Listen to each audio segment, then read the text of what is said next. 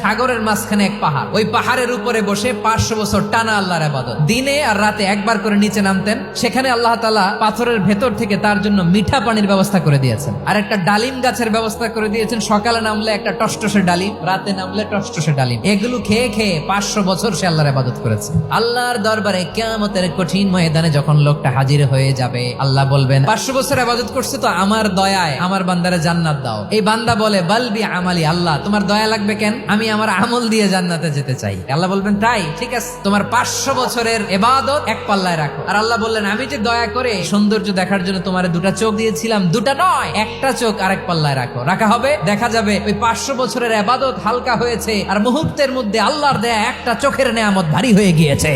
ফলাফল দেখো, হিসাব বলে তুমি এখন জাহান্নামে যাবা, যাও এবার জাহান্নামে যাও। এবার লোকটা কাচুমাচু করে বলে আল্লাহ এবার আমি বুঝতে পেরেছি তোমার দয়া ছাড়া দুনিয়ায় কেউ জান্নাতে যেতে পারবে না।